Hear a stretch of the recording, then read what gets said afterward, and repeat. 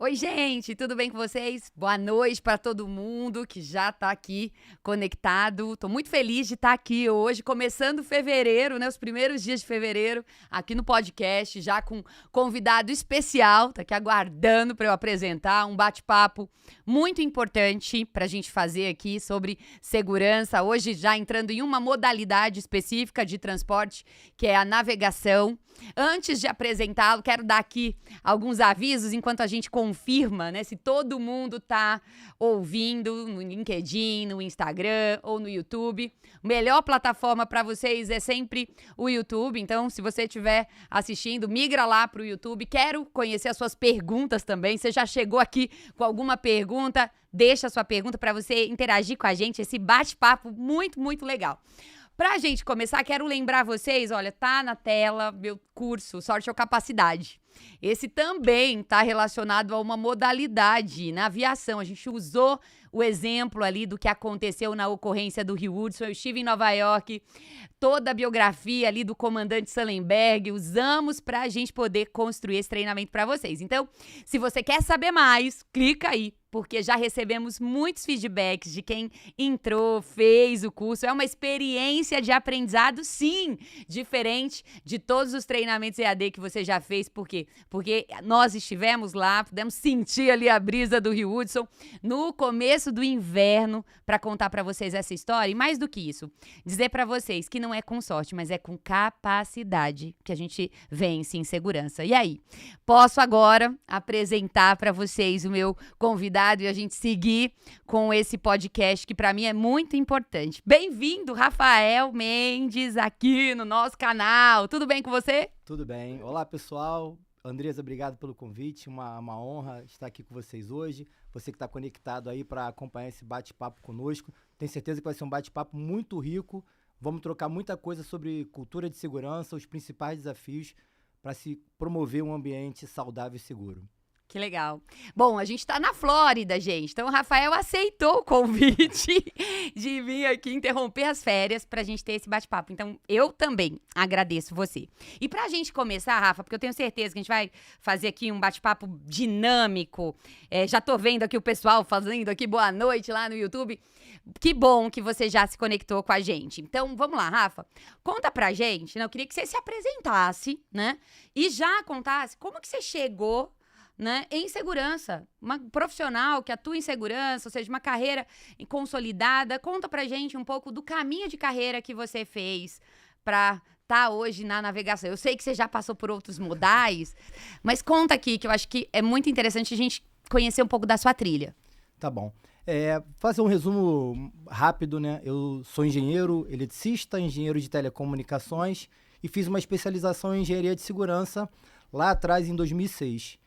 E aí, desde então, eu rodei por diversos segmentos, tive a oportunidade de conhecer diversas culturas e sistemas de segurança, né?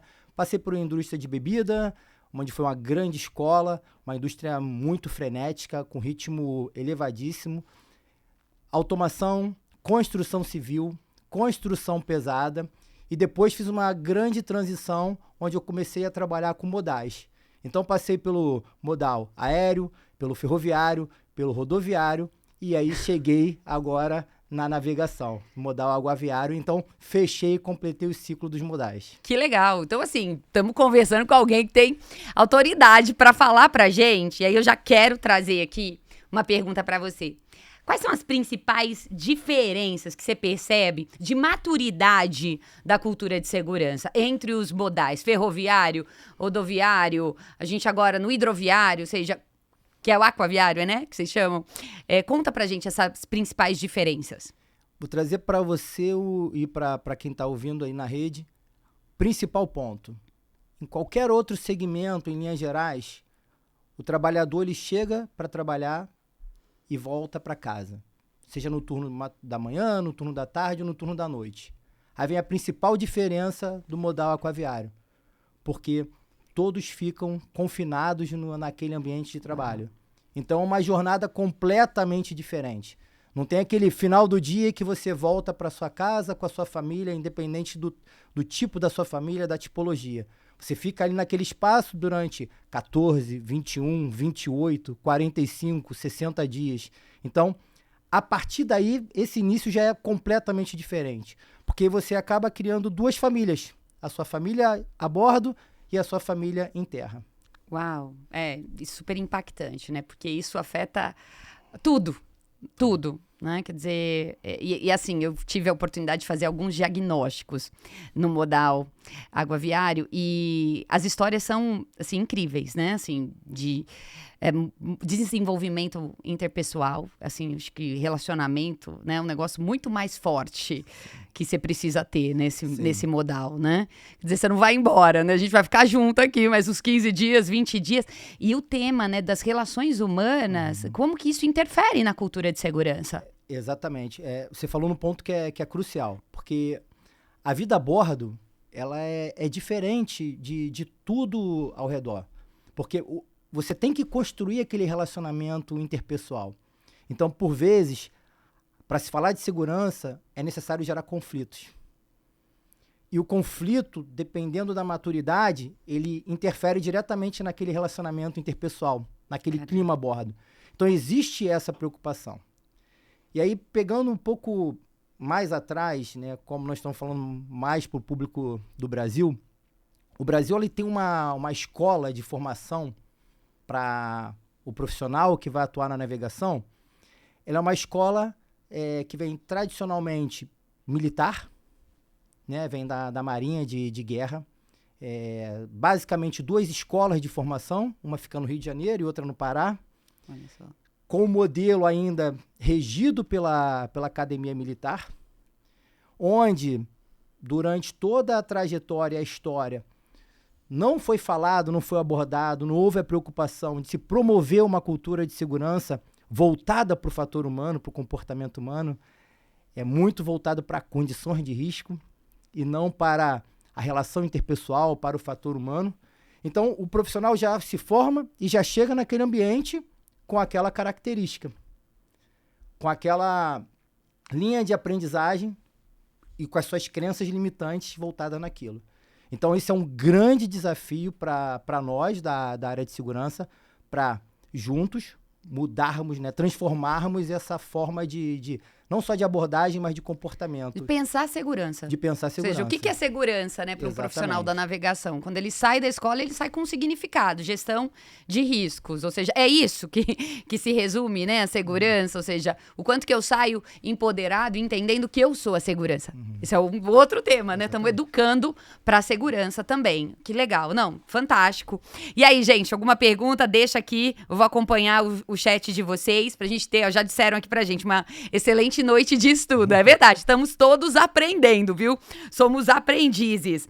Agora, pensando nisso, quando a gente olha para o profissional de segurança que atua na navegação, o que ele precisa? Ou seja, o que você já enxerga de cara que é uma necessidade, olhando também, quer dizer, não é só a navegação, mas uma abordagem, né, não sistêmica somente, né, de processo, sistema, gestão ou de uma liderança, mas olhando de um modo holístico. Ou seja, o que a gente precisa ter como profissionais que vamos atuar na navegação, que você já percebe que você fala, ó, quais são as características, né, não só technical skills, que a gente fala muito de capacidade, de habilidade técnica, de uma habilitação técnica, não. Quais são as habilitações soft que nós precisamos trazer para a navegação para que a gente possa contribuir não só com a gestão de riscos, não, mas com essa transformação cultural? Então, outro ponto muito importante, né? Porque, em linhas gerais, as pessoas se preocupam com hard skills, né? Toda a parte técnica de formação. Importantíssimo. É premissa básica para o profissional de segurança. Mas a parte soft, ela é essencial.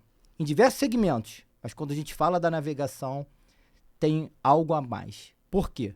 Porque o profissional de segurança, ele tem que entender o lado humano de quem está a bordo. Do que aquela pessoa passa ao longo daquele ciclo de embarcado. Então, se não tiver essa característica de uma habilidade de comunicação, uma escuta ativa, e quando fala da escuta ativa, é a escuta ativa mesmo, é ter a habilidade de ouvir sem julgar. Sim. Para entender o olhar, a percepção de quem está do outro lado, né? Falando.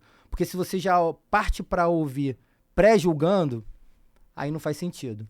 Qual é o valor, né? Qual é o valor de uma escuta cheia de julgamento, né? Cheia de reatividade até, né? Quando fala que você tem que fazer o que você gosta, o que você ama, para o profissional de segurança, para trabalhar nesse segmento, tem que amar mesmo. Tem que vivenciar a segurança e decidir sair de casa para fazer a diferença na vida das pessoas, para cuidar das pessoas, para junto poder transformar, para implementar um nível de maturidade maior. Porque as pessoas que estão a bordo, estão embarcadas, como eu falei, né, anteriormente, né, vem uma questão cultural, histórica. Então nós precisamos promover essa mudança. Então só com cuidado, com carinho, né, uma palavra simples, né, mas é carinho, ter o cuidado para promover aquela relação. Quando você promove o cuidado, ouve com cuidado, gera o carinho, as pessoas começam a se abrir e a gente começa a construir uma relação de confiança, porque é necessário. Porque no primeiro momento, quando chega alguém que nós chamamos no segmento, né? Chega alguém de terra e vai a bordo, há uma resistência, há um distanciamento. Então, o primeiro passo é chegar e construir uma relação de confiança. Não, com certeza. Empatia. A empatia. Né? Essa confiança que você coloca aqui, eu acho, assim, fundamental. Porque não é a confiança do pequeno acordo, não é a confiança do rabo preso. Não é essa confiança. Mas é realmente a confiança de quem tá ali e tá ali no mesmo propósito, né? No mesmo propósito, no mesmo entendimento ali de desafio que a gente tem. Vamos construir segurança junto, vamos segurar na mão, né, um do outro. Às vezes a gente chega em algumas culturas que é muito apontar de dedo, né? Não, esse é o seu papel. Não, esse é o papel da segurança. Quer dizer, as pessoas precisam entender, né, qual que é realmente a forma como a gente vai conseguir construir segurança. E é junto, não é separado. Agora, vamos lá. Eu queria trazer aqui, tem algum país que você considera que é assim, um país que tem práticas e uma cultura que você consegue perceber que é benchmarking em segurança para navegação? Tem algum país que vocês se espelham, que você fala, olha, que traz ali um berço de ideias, de lições aprendidas? Tem algo assim ou não? Ou você considera que o que a gente está fazendo no Brasil é benchmarking? Não, o Brasil ainda tem muito a aprender nesse segmento. Principalmente pela modalidade da academia, né, que eu falei. Vou pegar alguns exemplos, né, de países já desenvolvidos e países em desenvolvimento, né. Quando a gente pega Londres, né, Inglaterra, que é referência, né, até as entidades internacionais ficam baseadas em Londres, né, historicamente muito forte, Holanda. Mas vamos pegar países em desenvolvimento, né? Eu tive uma experiência recente na Índia, então visitei até uma academia de formação. É completamente diferente o modelo. Uau. Então, lá a academia, ela é da iniciativa privada. Então, as empresas criam um modelo de academia e recrutam os profissionais que vão trabalhar com modelo de ensino totalmente dinâmico. Então, já é aplicado a parte técnica e a parte comportamental. Então, eles já geram um que eles chamam de pool de funcionários para o setor. É diferente do que acontece no Brasil, que tem uma limitação de vaga anual e totalmente regido pelo governo. Lá fora, não. Lá fora, a iniciativa privada gera um pool mais saudável, porque oferece oportunidade para o mercado e com uma qualidade maior.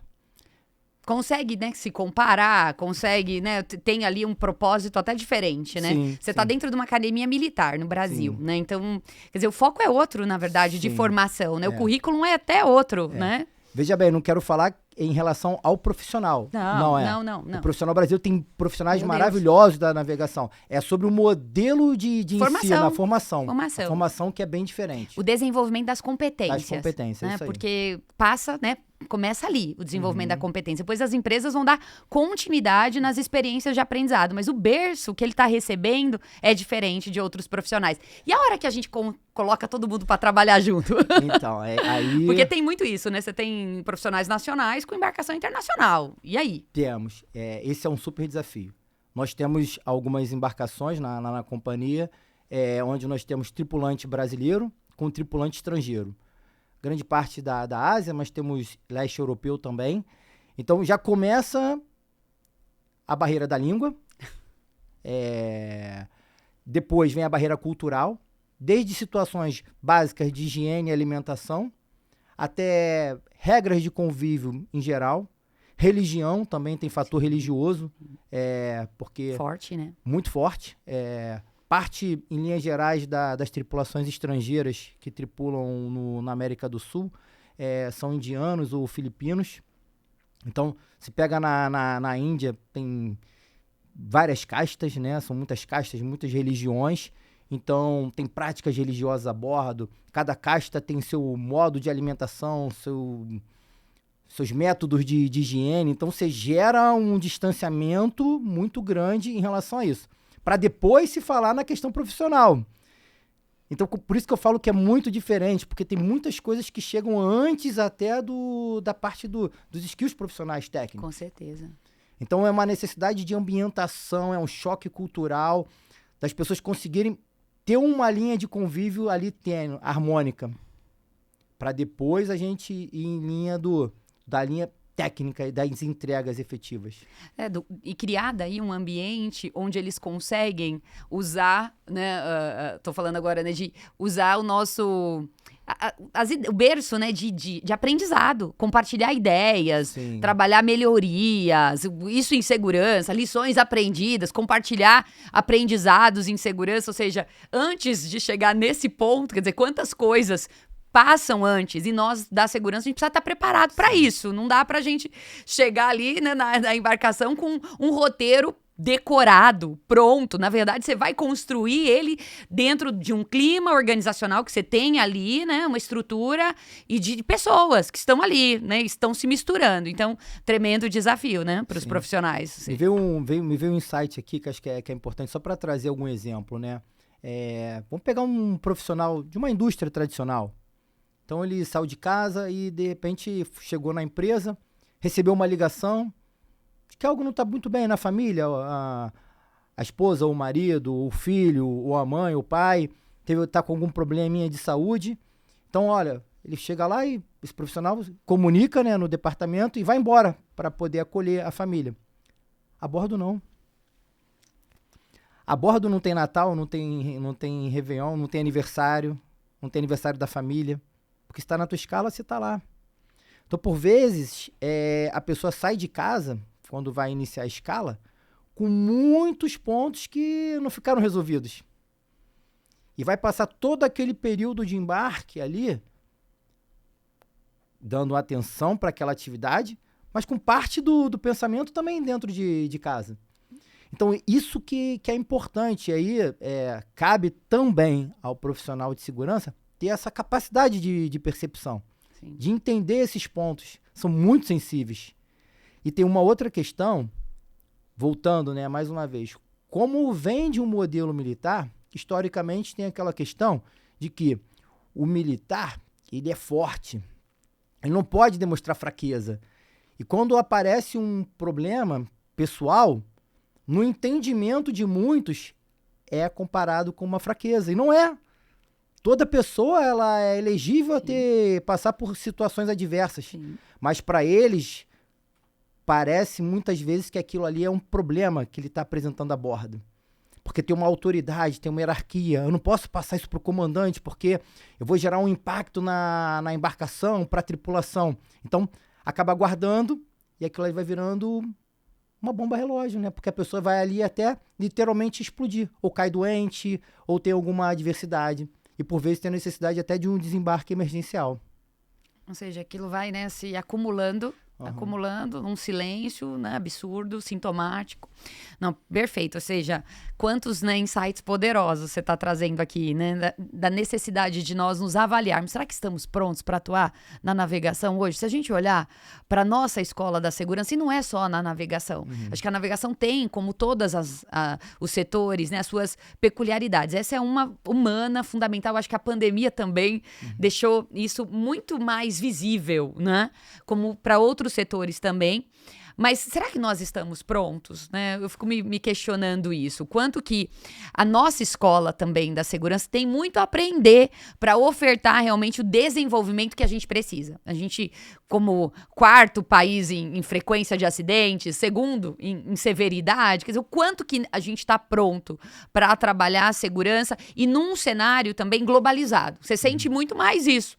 Essa globalização, com esse mix cultural ali. Quer dizer, antes da cultura de segurança, já chegou um monte de cultura ali dentro. Sim. Com tradições, com rituais, com crenças, até a própria forma como eles entendem a segurança, acho que, né, é diferente. Eu lembro, assim, né, eu vim de empresa global e... Guarda aí que a gente vai gravar na Índia, né? Tô aqui me preparando para ir para Bhopal, para gravar do acidente de Bhopal. A gente quer gravar um treinamento de lá. E eu me lembro que eu sentei numa mesa com alguns profissionais, a gente estava no encontro global de diretores de segurança, e eu estava com uns colegas indianos, né, veio da Índia, da China e tal, e eu questionei para eles, falei assim, olha, gente, me conta um pouco, de como que é a presença desse acidente para vocês, porque no Brasil a gente tem presença de acidentes, a gente tem a presença do acidente na Boate Kiss, a gente tem a presença muito forte do acidente de Brumadinho, de Mariana. Então me conta de vocês, né, como que é essa presença desse acidente, como que isso aparece, né, vocês mantêm isso, esses aprendizados vivos nas escolas e tal. Andresa, desculpa, já foi isso. Ou seja, né, são 15 mil pessoas que perderam a vida ali, mas assim, isso não é presente. Não é tanta coisa que acontece, tem tanta coisa mais importante que isso acaba que a gente nem discute muito. Então eu fiquei pensando, quer dizer, a própria visão, né, o valor da vida. O valor da vida. A gente fala disso no Brasil, mas em outras culturas, o quanto que isso também, a hora que você mistura tudo isso, será que nós estamos preparados para apontar essa cultura de segurança genuinamente? Ou a gente também precisa se permitir aprender mais, se desafiar mais. Então, eu fico com isso e eu queria te fazer uma pergunta. Ou seja, ao longo dessa carreira, tantos modais, um aprendizado de segurança para você compartilhar aqui com a gente? São muitos aprendizados, né? Eu falo, até converso com outros colegas que a cada dia é um aprendizado. É verdade. Você para conversar com um colega de trabalho, ali surge algo que você nunca havia pensado. Mas para mim, em linhas gerais, um aprendizado que serve, eu creio que para qualquer segmento. Antes de tomar alguma ação ou fazer algum julgamento, ouça. O profissional de segurança precisa ouvir. Porque você pode chegar achando que está certo para tomar determinada ação, uma atitude, e você está completamente errado. Ouça bastante, acolha, antes de tomar alguma ação.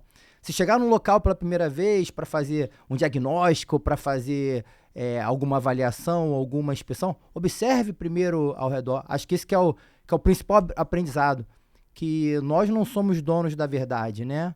Nós precisamos olhar, ouvir, aprender para depois tomar uma ação. Então, acho que é o principal aprendizado que eu tive: ouça, observe e depois tome uma ação. Acho que esse aprendizado é tão importante, né? Porque não é só ouvir o que está sendo dito, mas ouvir o que não está sendo dito também, né? Às vezes a gente tem tantas coisas não sendo verbalizadas, mas elas estão gritando, não é, no ambiente, aquela própria pessoa dentro daquela atividade. E será que nós estamos, né, com o nosso olhar aguçado para a gente poder ouvir? Ou será que a gente está míope muitas vezes, né? A gente está míope com a nossa visão, os nossos ouvidos estão tapados para a gente ouvir. Eu estava conversando sobre essa escuta ativa e esse olhar sem julgar, e eu estava conversando com uma pessoa, falei, olha, nós vamos fazer algumas escutas ativas na sua empresa e tal, mas é importante, se alguém da segurança for acompanhar, isso foi a semana passada, por favor, só escute. Não é o momento da gente tá ali para retrucar, para querer se justificar, ou até mesmo para explicar. Vamos escutar quais estão sendo as percepções das pessoas sobre o nosso trabalho, sobre a nossa entrega, a percepção que eles têm da segurança, antes de querer já se justificar. Às vezes a gente, né, tá sempre tão preparado em dar a resposta certa, e a gente precisava estar mais preparado em ouvir, para depois buscar construir a melhor resposta, porque comunicação não é o que eu tô falando, é o que o outro tá entendendo. Eu posso estar falando muito, mas se o outro não tá entendendo aquilo, caramba, né? Então, esse é um ponto. Queria falar para você, né, ainda voltando para os desafios da navegação, onde que você enxerga, pensando lá na curva, né? Pode ser Bradley, pode ser a Hudson, né? No modelo Hearts and Minds. Mas se a gente pensar em maturidade cultural nossa na navegação, olhando para o setor como um todo, onde que você enxerga que nós estamos? Acho que no nível burocrático. Pelo perfil da formação. E em linhas gerais, o burocrático para a turma que está a bordo. Por conta da formação. São muitos procedimentos, né? E pelo modelo de ensino, são necessários que se cumpram os procedimentos, né? Até por uma questão de salvaguardar a vida humana e principalmente de quem está a bordo. Então, são burocráticos nesse sentido. Mas o ponto de maior atenção que eu percebo é para quem está no staff, né? Quem está na retaguarda, que eu acho que é até um nível mais baixo em geral. Quando a gente tem essa percepção que quem está fora daquele ambiente ali de bordo, por vezes não tem a noção, a relevância do que é o tema para quem está embarcado, que é a atividade fim, né, das empresas, do setor. Consegue dar até a prioridade, né, para os temas que estão, né, que as pessoas estão levando, é isso? Isso.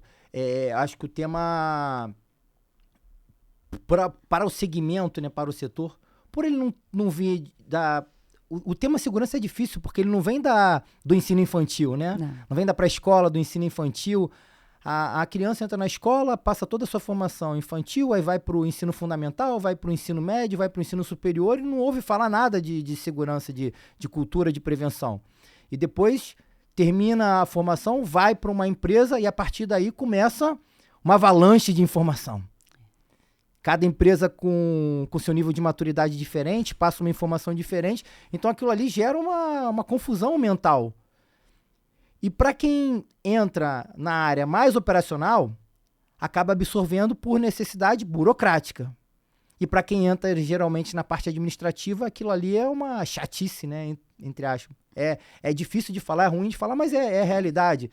Porque as Ele pessoas, não vê sentido. Eu não vejo sentido nisso, eu tenho que me preocupar com muitas outras coisas. Seja a parte financeira, administrativa, de supply, de dar apoio em alguma interface, e o tema ali da segurança acha que não é dono. Acha que quem vai fazer a segurança é o time lá de segurança. Não. E esse é um tremendo de um desafio que você está trazendo, né? 2, na verdade, né? O primeiro é o staff, são as áreas administrativas. Eu estava terminando um livro, né, sobre 100 objeções de segurança, né? Mas ele está já em impressão. E uma das objeções que eu mais escuto pro time que tá ali no staff ou no administrativo, que ele diz o seguinte: aqui não tem risco, né? Caramba, né? O cara que tá lá, ele tem que se preocupar com a segurança. Isso não entra na minha agenda, alguém tá cuidando disso, né? E aqui na nossa área não tem. Então ele tá às vezes contratando um serviço, fazendo um planejamento de uma atividade, conversando sobre um projeto de expansão, um novo cliente, um novo atendimento, mas ele não tem ainda a mentalidade da segurança, ou seja, ele tá longe da segurança. Então esse é o primeiro desafio que a gente vê muito forte, ou seja, os perigos e riscos estão lá para quem está operando. E aí quem está perto do risco, muitas vezes também não sente esse empoderamento, ou seja, a segurança está a cargo de alguém. Então esse é o primeiro ponto. O segundo é quando a gente chega para ler um diagnóstico. Eu vou dizer um negócio aqui para vocês. Semana passada a gente estava fazendo algumas leituras de diagnóstico e as pessoas me questionavam, falavam assim: nossa, mas Andresa, no questionário lá o pessoal falou que a gente era mega proativo ali. E aí você vai ver as posições que mais colocam a gente num nível proativo, sustentável, são as posições que estão mais longe da operação.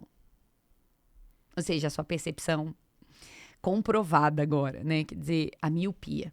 Quem tá perto enxerga, mas e de longe? Quando eu tô longe, às vezes eu trago uma percepção que tá tudo bem, que tá tudo funcionando, né?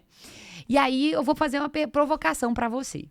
Como construir essa cultura alcançando essas áreas? Esse, né, no caso da navegação, o staff, no caso de quem tá ouvindo a gente que não é da navegação, no administrativo, alguma experiência para compartilhar aqui com a gente? Tenho. Eu vou pegar uma experiência que isso me marcou muito.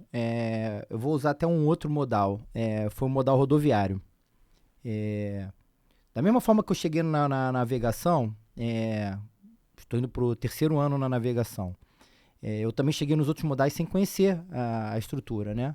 Só que eu acho, até o que eu converso com alguns colegas, né? Você não precisa efetivamente conhecer aquele negócio, né? Você precisa conhecer processos, né? E ter bom senso. É difícil de falar bom senso, que senso cada um tem o seu, né?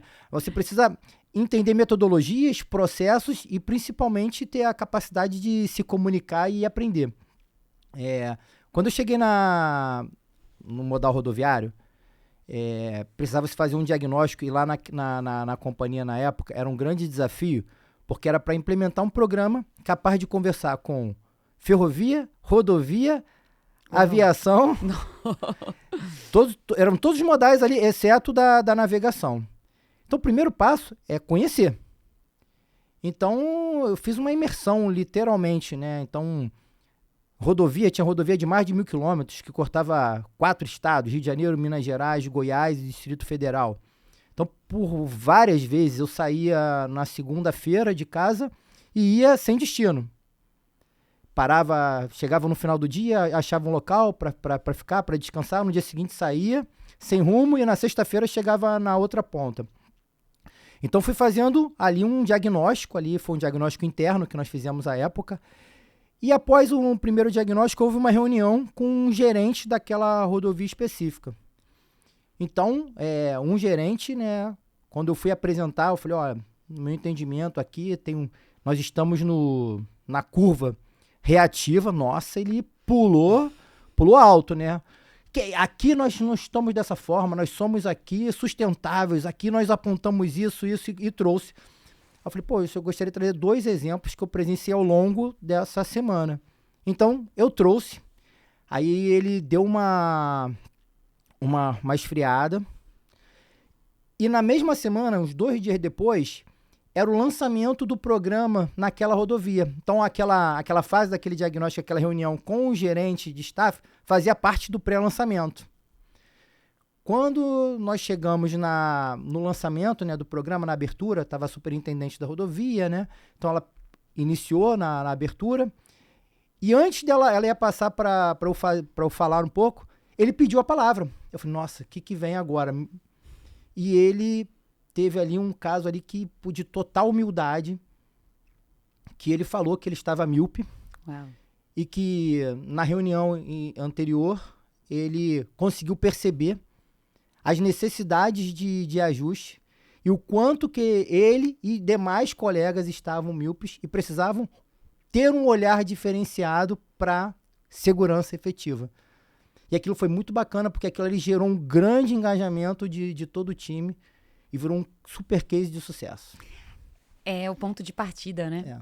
É. Por onde que a gente começa, né? Eu até estava, né, meditando, né, sobre por onde começar uma transformação. Se não for por essa autorreflexão, nossa, porque cultura não está num lugar, ela está em alguém. A gente fala, né, brinca, né, CPF purinho, porque é a minha cultura. Eu, como líder, eu estou moldando a cultura da minha equipe, eu estou moldando os comportamentos da minha equipe. Agora, imagina se ele não passa por essa reflexão. E aí? O que acontece, né? Então, a necessidade do líder ter esse momento, ele pode sim, a gente passa, né, na gestão de mudança, né, por essa questão da reatividade, da negação, né, é fase.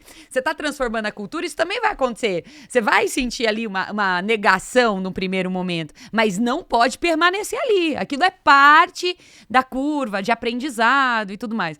Eu vou te contar que vivi algo semelhante, né? Tava eu com uma outra consultora apresentando um diagnóstico, um modelo online, a gente estava no Teams, alguns anos atrás, e isso me marcou. E ali, um diretor muito reativo, assim, eu não estou no burocrático. Foi, não, como que você me considera burocrático? Porque o burocrático, gente, ele parece ser tão seguro, não é verdade? Ele engana muito a gente, no sentido, assim, de que parece que você está consolidado. O problema, gente, é que parecer não significa ser. E esse é o tremendo do desafio do burocrata, é ser. É você realmente ter isso encarnado. Esse é o desafio, é ter isso encarnado. Porque às vezes os números, eles dão uma aparência, sabe, de que, uau, né, são tantas observações comportamentais, são tantas caminhadas de segurança e tal. Então ele parece que é seguro, né? Mas ele ainda não é. Então, assim, é aquele verde, que não é verde, ele ainda é um verde meio melancia, né? O pessoal gosta disso. E ele, tipo, desqualificou ali naquele primeiro momento. E aí a gente fez a entrega. 2 anos depois, me lembro, me procuraram. Ele entrou no call junto com a equipe para me procurar, para falar de um outro projeto e tal. E ele me pediu desculpa. Na verdade, eles estavam voltando a me contratar porque tinham tido uma fatalidade. Ou seja, um técnico de segurança tinha sido atropelado por um equipamento. Então, assim, ele falou, olha, a gente não quis acreditar naquele primeiro momento nisso. Eu queria te pedir desculpa, foi difícil digerir isso. Mas mais difícil do que digerir isso é agora encarar essa situação que a gente está encarando. Então, humildade, né? Como é fundamental a gente ter humildade para poder entender que quanto que a gente ainda precisa melhorar. E se me permite, Andressa, Manda ponto bala. para nós aí, que você também perguntou, né? Qual o nosso principal desafio para essa turma, principalmente do staff, mas em linhas gerais, né? Nós precisamos ter resiliência, perseverança. Vou falar um tema aqui, não tem cunho religioso, né? Mas é fazer a pregação. O profissional de segurança, ele precisa fazer a pregação.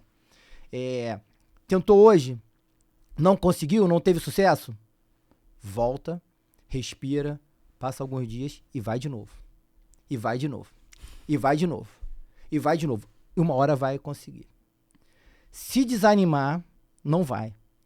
É dificílimo na nossa área, no nosso tema, nós conseguimos tudo de imediato, na primeira vez. Eu já estou há quase 20 anos, né, na área, em segurança. Então, é muito tempo, são muitas histórias, né? E aí o tempo vai deixando maturidade, né? Vai aprendendo, né? Lá atrás, eu por vezes me frustrei.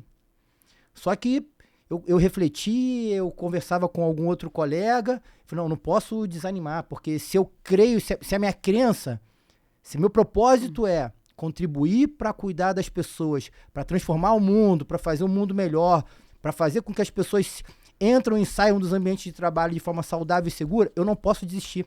Eu não vou deixar que ninguém faça eu desistir. Então, é a reflexão, é colocar tua cabeça ali para pensar, relaxa e volta e tenta de novo. Em algum momento você vai conseguir. Cada empresa tem seu tempo, cada segmento tem seu tempo, mas uma hora vai acontecer. Agora precisa de nós, sem desanimar. Nossa, perfeita a sua fala. Você foi falando, eu fui anotando aqui, né? Assim, alguns insights que você trouxe ali. Primeiro, qual é o propósito? Ou seja, você está em segurança por conta do holerite, vou falar que isso nunca vai ser suficiente. Mas a força do propósito faz as coisas serem suficientes, né? Eu lembro de alguns momentos eu me frustrar na minha carreira. E eu me lembro de um líder que eu tive, um vice-presidente, e lá na Argentina, ele me deu esse conselho. Ele estava me dando um feedback, e aí eu perguntei para ele, e diante disso, o que você me diz? Ele falou assim, deixa o seu trabalho falar por você. Desde então, assim, eu deixo o trabalho ele fala. Aquilo que a gente faz, gente, as pessoas não esquecem. A Leia esteve aqui, né, ela falou assim, vão te procurar, né, porque você sabe fazer. Então, deixa as pessoas te procurarem, deixa o trabalho falar. Às vezes a gente quer falar antes do trabalho, antes do resultado. Então, é importante deixar o trabalho falar. E aí você falou que, por vezes, você se frustrou, volta e acha outro caminho, né? Não apresenta tudo de uma vez. E a Leia falou isso aqui também, eu queria lembrar, né? Ela falou assim, olha, às vezes você junta tudo, todas as necessidades de segurança. E você vai ter que fazer um estudo, né, de priorização. Queria, né, você que ocupa uma posição de liderança em segurança, trouxesse isso pra gente. Você entra e sai de reunião, você tem que negociar o tempo todo. E aí, uma dica, um conselho, uma orientação? Então, esse ponto é interessante. Primeiro, você tem que saber qual o ambiente que você está transitando naquele momento, né? Eu já tive diversas experiências, né? De conversar com o conselho de administração, de conversar com a diretoria, da mesma forma que conversar com o chão de fábrica. Mas respondendo a tua pergunta, mais voltada para a alta administração da companhia, é preciso ter sabedoria para entender o momento de cultura organizacional, o momento financeiro da companhia. Porque às vezes você trabalha numa empresa, numa companhia que ela está alavancada ou está com uma dívida grande. Então não adianta você sonhar e falar que não, vou trazer uma super controle, vou contratar a Andresa lá para poder fazer um diagnóstico, né, que é uma grande referência de mercado, para fazer uma implantação de um programa, mas não é o momento daquela empresa. Eu já vivi tudo isso. Então você tem que criar uma solução interna ali. Então o primeiro ponto é a tua capacidade de percepção de qual ambiente que você está. O segundo ponto é entender como é que é o nível de formalidade da alta administração daquela companhia.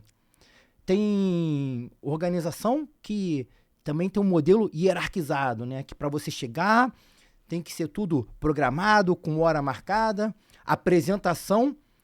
A beleza da apresentação vale mais do que o conteúdo, né? Então você tem que estar com um slide todo performático, com tempo contado. Então você não pode ter mais do que 2, 3 slides, senão já parou a apresentação. Tem outra empresa que é informal. Então, de repente, num papo de corredor, você faz uma abordagem ali com alguém da alta liderança, planta uma sementinha que ali vai dar frutos. Então, é muito isso. Eu tenho um exemplo de um momento que eu estava implementando um programa de segurança numa companhia, e eu, conversando com o VP, era um vice-presidente de gente e gestão, e aí eu tentei plantar, e ele rejeitou de primeiro momento, porque ele tinha uma visão diferente. Eu parei,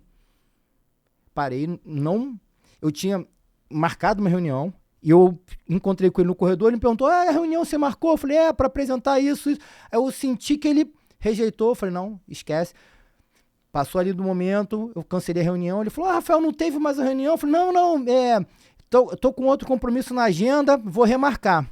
Reestruturei, esperei um momento oportuno, inseri o tema e fui colocando devagarzinho o tema.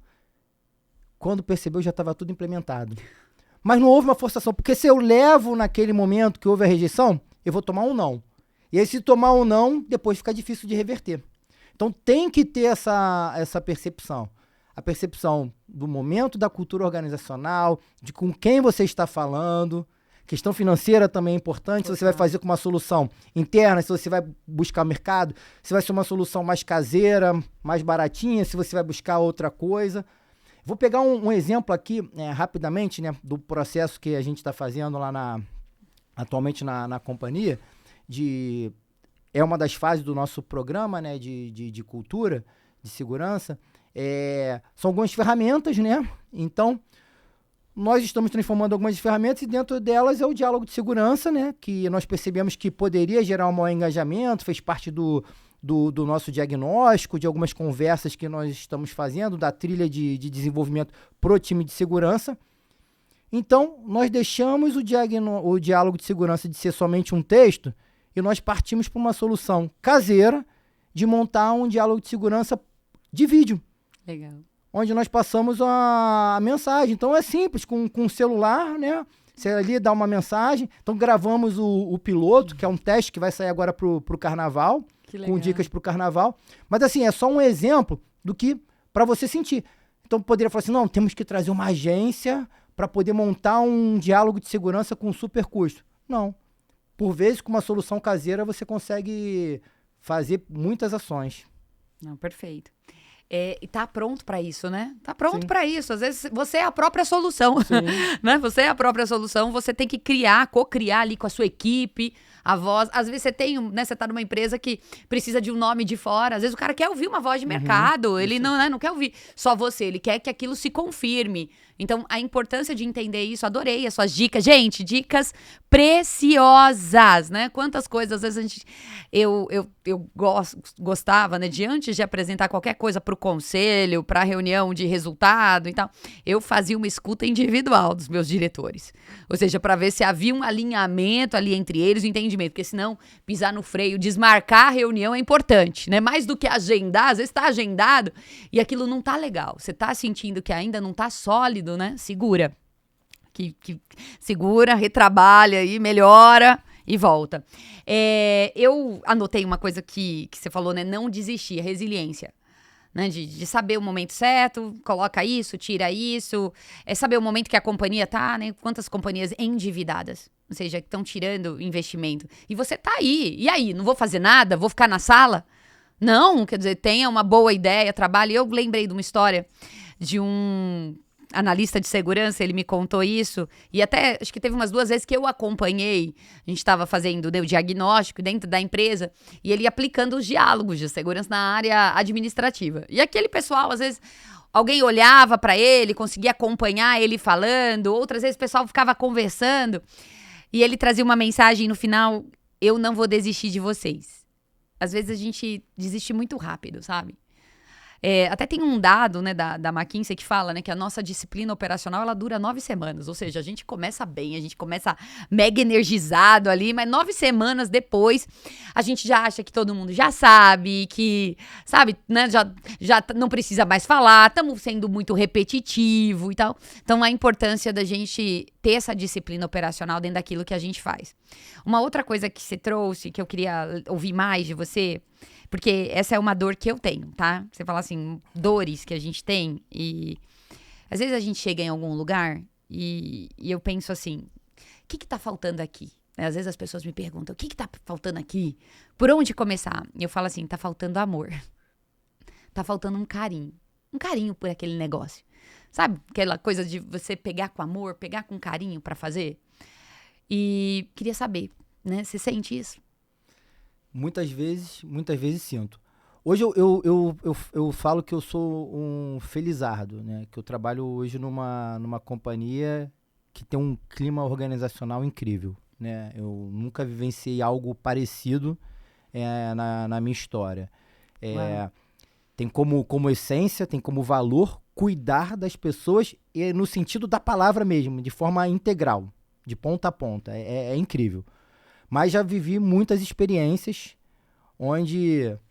Eu até usei anteriormente o nome carinho, né? Onde eu percebia que faltava amor, carinho, o senso de cuidado. Isso daí gera um bloqueio, uma trava.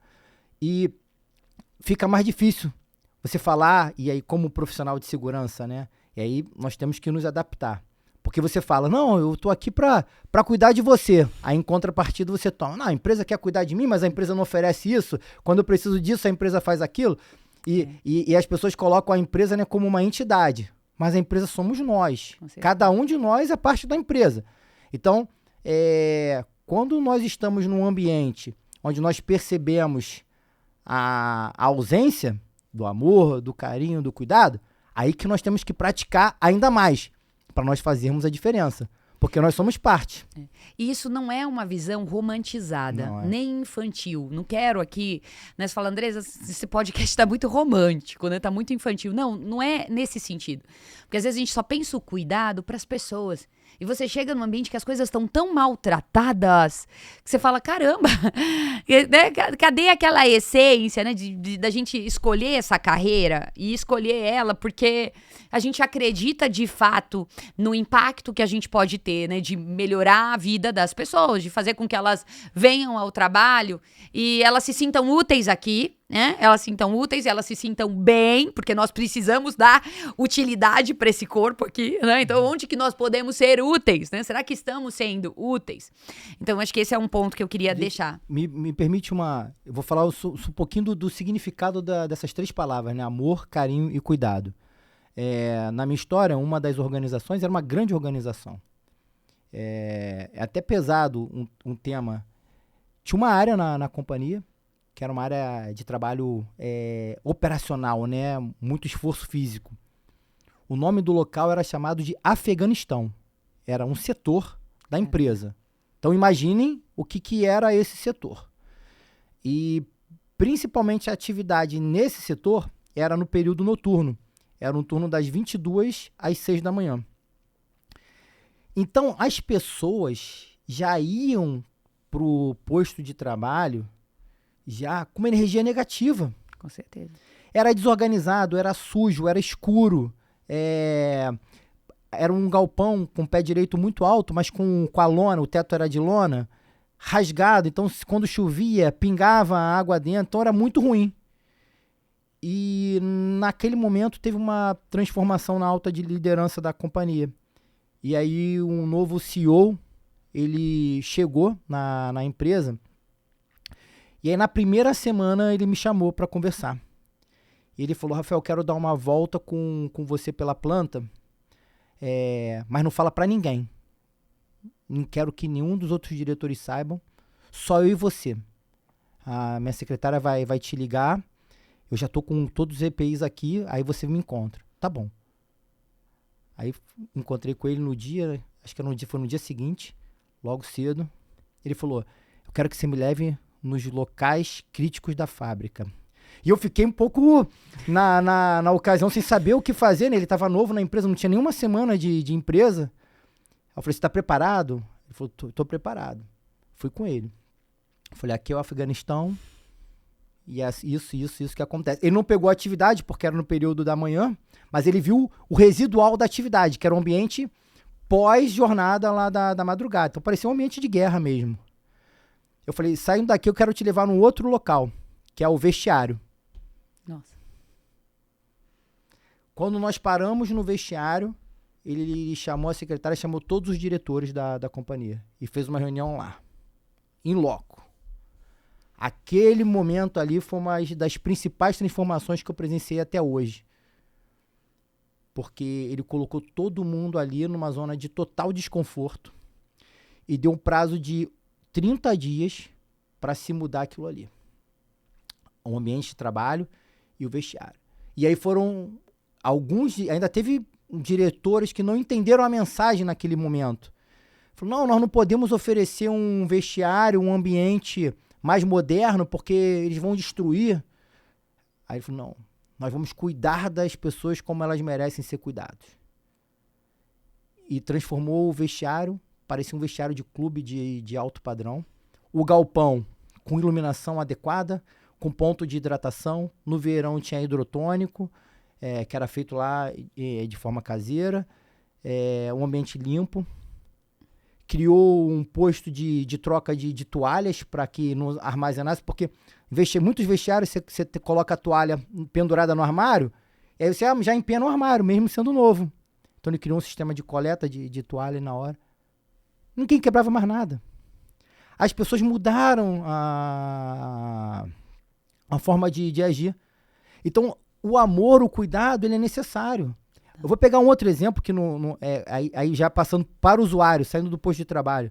Vou pegar um exemplo do Rio de Janeiro. No Rio de Janeiro, as pessoas utilizam o trem da Supervia. vão com a porta aberta, forçam a porta, jogam lixo no chão, cospem no chão, jogam a guimba de cigarro no chão. Sai dali e vai pro metrô. Não fazem nada disso. É porque o ambiente transforma, o seu meio ambiente, o seu entorno transforma. Total. Porque é um local que tem ali cuidado, tem uma presença ali, então transforma. Então a mesma pessoa que ela está no local, ela tem um comportamento inadequado, ela muda de local, ela muda o seu comportamento. Não, e aí você traz, né, o contexto, quanto que o contexto influencia, né? Quer dizer, vou começar pelo contexto. Ele é símbolo, né? Ele é um artefato visível, né? Ele tá o tempo todo influenciando o nosso padrão de comportamento. Então, perfeito. Agora, a atitude, né, do CEO, né, assim, que é genuína, sim, né, de não, vamos fazer a reunião aqui, já chama todo mundo e vem pra cá. Por quê? Porque a gente tá falando de Maslow, né, a gente tá falando de dignidade, né? Tem tantas situações de insegurança que do que nós estamos falando aqui? Nós estamos falando de dignidade. Então, muitas vezes, né, eu até coloco isso nos meus conselhos de caminhadas de segurança. Às vezes a gente vai para os lugares, não é? Você vai ter uma visita de diretoria, já tá o roteiro pronto. Não é? Sim. Tá pronto, ó, ele vai passar por aqui, ele vai descer lá, ó, ele vai conversar. Outro dia eu até cheguei, a minha visita tava pronta, o senhor falou pra mim assim, nossa, você demorou pra chegar aqui. Ou seja, o roteiro tava preparado, a gente se prepara para uma auditoria, ou seja, a gente quebra aquilo que era para ser um ritual de aprendizado, de melhoria contínua, para abrir um monte de kaizen a partir daquela visita, a gente quebrou. Ou seja, acabou ali, né? Então, a importância de visitar os lugares que, às vezes, não é todo mundo que, né, não tem ali a maior frequência operacional de trabalhadores, mas são lugares que as pessoas estão desempenhando atividades. E quantas vezes a gente está ali quebrando barreiras, que eu não estou falando de gestão de perigos e riscos, eu estou falando que a gente está quebrando barreiras de dignidade, né? Então, assim, esse é o ponto, né? Eu peço para as pessoas, visitem, né, nos diagnósticos, visitem o vestiário, o banheiro, o refeitório, coma lá. Coma. Ah, mas peraí, coma, né? Pega o prato, passa pelo bandejão, se é bandejão, ou seja, pra gente poder entender onde que a gente tá, porque isso é tudo simbólico, gente, né? Então, assim, e a cultura tá sendo apontada ali, né? Pra onde que essa cultura tá indo. Então, assim, preciosos os seus exemplos. Você permite um ponto comentário? Você falou coma no local. Nós tivemos um navio recente numa docagem, e aí todo o processo da docagem, né, para quem não é do segmento, é quando você tira uma docagem completa, você tira o navio do mar, né, sobe o navio para um dique e faz uma manutenção grande no navio. Ela acontece periódica, e aí é feita no estaleiro. Então você fica ali sobre o regime daquele estaleiro, daquele local. Um dos principais pontos que nós colocamos na contratação do estaleiro foi o padrão da comida, da alimentação. Olha só. Porque nós estamos falando ali de uma obra que vai durar uma média de 60, 70 dias. Então são 60, 70 dias que as pessoas vão estar ali, café da manhã, almoço, jantar. Então tem que ter um padrão de qualidade. Porque senão você fala assim, não, eu estou cuidando das pessoas, e aí vai lá e deixa a pessoa comer uma comida ali que você está afetando a dignidade da pessoa na parte da base da pirâmide, né? Que item básico. Então, você falou da alimentação, e me veio isso na cabeça. Então o cuidado é o cuidado geral, é o cuidado genuíno. Você tem que pegar e cercar para entender todo o ciclo ali do cuidado. E aí você vai descobrir isso muitas vezes numa escuta ativa, que a coisa não tá legal, né? Por quê que a gente descobre nas escutas ativas? Porque muitas vezes, como área de segurança, a gente trabalha isolado. E aí a gente não dá pra gente trabalhar isolado. É um trabalho em parceria com recursos humanos, com quem tá comprando, né, um serviço, fazendo área de facility, suporte, todas as áreas, né? Os donos das áreas com seus projetos, com as suas atividades. Ou seja, essa parceria, esse caminhar junto, esse entender o que é cuidado na essência dele.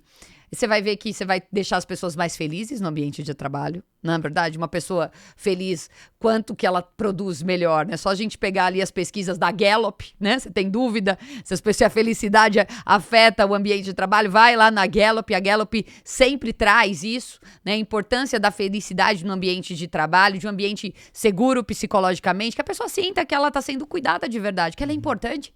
A gente quer sentir que a gente pertence a algum lugar. Como que eu vou sentir que eu pertenço a algum lugar? Quando as pessoas se importam comigo, não é? Sim. Ou seja, como que eu vou sentir que eu pertenço a isso? Se ninguém se importa, se pouco importa como que tá o café, não é? Como que tá o almoço. E aí entra um outro ponto também, eu não sei o quanto que isso afeta a navegação, não me lembro, né, dos diagnósticos dessa situação. Mas os terceiros também. Como que a gente estende isso, não é? Eu me lembro de um diagnóstico que não era em ambiente de navegação, que no grupo focal de terceiros, sabe o que se evidenciava?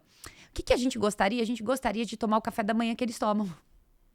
A gente não pode entrar no refeitório, no café da manhã, porque esse café não é pra gente. Do que a gente tá falando? Quanto que custa esse pão? O que serve lá? Eu perguntei. Sabe quando você fica assim, querendo saber? Quanto que serve lá, né? Pra eu poder entender a dimensão do que era. Não, era um pão com manteiga e café com leite. Ou seja, é isso. Queria ouvir a sua visão sobre o cuidado com os terceiros. Se isso é um desafio para vocês também. Os terceiros, os subcontratados em geral, é um grande desafio, né, para qualquer segmento, né? Nós temos algumas características de terceiros, né? Tem um terceiro que ele segue com a embarcação e ele vai usufruir de toda a alimentação, tudo que tiver a bordo, desde a alimentação até uma sala de ginástica para poder fazer uma atividade física, vai descansar. Então ele vai estar a bordo como um tripulante próprio, não tem diferenciação. E tem os terceiros que entram quando nós estamos em atividade portuária, né? Ali atracado no porto, então é de transição. Mas tem toda a tratativa em termos de respeito, de cuidado, de exigências de treinamento, de segurança, de procedimento, tudo igual. Mas aí tem a particularidade específica da alimentação, até porque os refeitórios, as cozinhas de bordo não são tão grandes, então dependendo da intervenção, não tem como todos se alimentarem a bordo, né? Mas ficam em terra, entram e saem do navio. Mas enquanto dentro da embarcação, mesmo tratamento, mesmo procedimento, fazemos um cheque antecipado de todos esses terceiros, mesmo tratamento. Legal. Agora, conta um pouco, né, do impacto da pandemia. Como que foi? Super desafio. Eu peguei parte da pandemia ainda nos outros modais, né? Quando iniciou a pandemia, eu fiz uma transição para navegação no meio da pandemia. Super desafio. Falando desse segmento, principalmente a logística da tripulação. E aí aumentava o que já é difícil, né? Quando eu falo do tempo de confinamento, né? Do profissional a bordo, aumentava. Porque nós tínhamos que colocar o tripulante 7 dias de quarentena no hotel. Então ele já saía de casa, ficava 7 dias de quarentena no hotel, para depois ir para a embarcação. Por vezes, quando estourava o tempo dele, algum colega que tem o back, né, o back que vai substituir, que estava na quarentena no hotel, testava positivo. Então tinha que ficar mais tempo, mais 7 dias. E aí aquele que já estava pensando que ia para casa, ficava mais tempo. Então, o que era às vezes um regime de embarque de 60 dias, chegava às vezes a durar 90 dias. Caramba. Então, super difícil. Quem estava em terra, proibido de ir a bordo. Então, foi um ponto que, para nós da área de segurança, né, como demais outras áreas da companhia, não tinha nenhum contato, né, físico. Era um contato remoto, telefone, por meio de comunicação por Teams, por alguns outros veículos de comunicação. Mas a presença física, né, aquela troca, né, o calor humano, literalmente, nós não tínhamos. Então foi um período muito difícil, de muito aprendizado. Lá na companhia foi criado um canal que era como se fosse algumas lives, né? Mas não era com tema específico. Era um canal de bate-papo, né? Que o time de gente criou para poder estar mais próximo ali no pré-embarque ou para algum tripulante que estava a bordo que para quisesse trocar uma ideia, se sentir acolhido naquele momento tão difícil, né? Foram alguns meios que foram criados, mas foi desafiador. Não tivemos, em linhas gerais, embarcação em quarentena, só na reta final, que foi uma embarcação estrangeira, que aí é mais difícil ainda, que quando a Anvisa colocava a embarcação em quarentena sem poder embarcar e desembarcar ninguém. Eu conheço outros colegas de outras companhias que tiveram esse problema aí, que deve ter sido mais difícil ainda. algum aprendizado, alguma inovação que vocês fizeram, que vocês trouxeram até hoje, que vocês viram que, uau, funcionou bem, e aí, assim, segue até hoje esse canal, essa forma de atuação, tem algo assim que você se lembra, que você fala, olha, a gente continua aplicando nesse formato? Que foi de aprendizagem da pandemia? Acho que os veículos de comunicação à distância, né, em linha geral, acho que a pandemia foi um divisor de águas. Antes se usava pouco ferramentas, né, Teams, canais de comunicação. É verdade. Hoje, muito mais. Houve uma melhoria, também foi uma curva de aprendizado para melhorar a disponibilidade de internet, de tecnologia a bordo, para melhorar para os marítimos. Então, houve uma melhora e aí aumentou e melhorou o nosso canal de comunicação com o bordo. Legal. Alguma história marítima, assim, que você ouviu? Porque a gente escuta, né, tantas coisas, né? Eu, nos diagnósticos, assim, 30, 40 anos, né, pessoas que dão a volta ao mundo, assim, aquela conversa, eu ficava, né, às vezes viajando ali. Não, quantas vezes eu dei a volta ao mundo, né? Porque esse é um dado muito importante, né, dos marítimos. 12 vezes, 7 vezes, uau! Né, que inspirador. E aí eu perguntava, e como que era? Não, tinha região que eu passava, que era sempre tudo escuro ali, ou tempestades que eu enfrentei, né? Teve um que falou pra mim que levou a esposa, ela também embarcou nas viagens e tal. Eu falei, nossa, assim, são desafios familiares, né? Tantas coisas interessantes. Algo que você escutou, que você ouviu, que você falou, uau, Andrés, isso me marcou? Não, são muitas histórias mesmo. No passado tinha uma história, né, que os marítimos levavam as famílias para bordo quando faziam viagens de longo curso para outros continentes, 50, 60 dias, então acabava levando a família para bordo. Mas me marcou algumas histórias aí que eu já ouvi de tripulantes passando pelo mar na região da África, né? Tem algumas regiões lá com piratas. Eu ia falar sobre isso também. Tem algumas regiões com piratas, inclusive tem um filme aí famoso, aí, o Capitão Philip, que é com Tom Hanks, que retrata uma história real de uma companhia até super famosa do segmento, um sequestro, né, de piratas. Então tem uma região ali que ela é cercada por piratas. Então tem algumas histórias aí que são marcantes. Porque eu fico pensando, tem todo um cenário de preocupação, uma série de atividades que são do dia a dia do marítimo e ainda tem a necessidade de preocupação adicional com a antipirataria, né? Porque eu não sei para todos, assim, possivelmente não vão saber, quem não é do segmento, tem uma série de medidas de controle preventiva. Tem concertina, tem um jato, o canhão de água, tem um sistema de foguetes, uma série de pirotécnicos e tudo para poder fazer a defesa da embarcação em áreas de pirata. Tem que trancar diversos compartimentos para evitar que alguma pessoa de fora adentre na embarcação. Então deve ser muito tenso navegar em algum local desse. Com certeza. Nossa, muito legal, né, gente? O pessoal participando aqui, tá, Rafa? Falando assim, olha, muito bom. Parabéns, Rafael. Grandes aprendizados. E pra gente fechar, estamos indo aqui pros minutos finais. Rafa, 2024.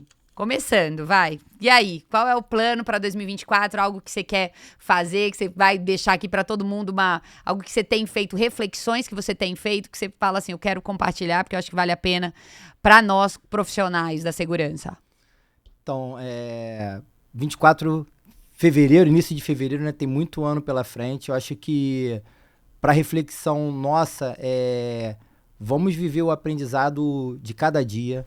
Vamos viver praticar a segurança de forma a cuidar literalmente das pessoas, né? Mais uma vez, não sendo repetitivo, com a escuta ativa, vamos entender quem está do nosso lado, vamos entender o nosso cenário. Só assim nós vamos conseguir promover uma transformação. Eu aprendi um termo com a Andressa, que é a transformação. Porque às vezes você fala assim, vamos fazer uma mudança, vamos mudar aqui ou não. Ela não é sustentável. Nós temos que transformar o ambiente. Sim. Uma verdadeira cultura, uma maturidade, ela tem que ser transformada. Porque os gatilhos dos hábitos das nossas crenças limitantes, eles vão e voltam. É verdade. Então, somente quando nós transformamos de forma genuína que algo vai acontecer de forma sustentável. Então, nós temos que praticar diferente. A leitura, acho que a leitura é importante, Muito. né? Leitura para adquirir conhecimento. E para nós da segurança, vamos sair só do técnico. O técnico é importante, mas só no técnico nós não vamos fazer a diferença. A gente é engenheiro de gente, Isso. né, gente? Técnico de gente, é com pessoas, né? Para pessoas, por pessoas que nós estamos aqui. Eu tomei essa decisão, até eu não falei no início, né? Antes de eu me formar em engenharia, eu sou técnico em eletrônica. Uau! Sou técnico em eletrônica, legal. engenheiro eletricista e de telecom. Então eu só trabalhava com 0 e 1. Super bacana, eu tive uma formação precoce, eu vivi grande parte do meu início da jornada. Só que eu decidi lá em 2005 que eu queria ser engenheiro de gente, que eu não queria trabalhar no 0 e 1. E quem está nessa área tem que decidir a cuidar de pessoas. Profissional de segurança que não gosta de gente tem que refletir. Então você tem que gostar de pessoas, é o primeiro passo. Total. Para cuidar de pessoas, você tem que gostar de pessoas. É isso aí. Nossa, perfeito. Muito, muito obrigada. Excelentes as reflexões. Aprendi tanto aqui hoje, espero que vocês também, né, me permitir aqui, assim, que gostoso esse bate-papo. Obrigada mais uma vez. Desejar pra você mais um restinho de férias aí com a família. Curti bastante e um excelente ano. Valeu mesmo. Obrigado, agradeço mais uma vez, Andressa, o convite. Agradeço você que está aqui nos ouvindo. Espero que possamos ter trocado aí, compartilhado e mais um dia de aprendizado aqui. Com certeza. Gente, obrigada. Boa noite pra todo mundo. Até Boa mais. noite. Tchau, Tchau.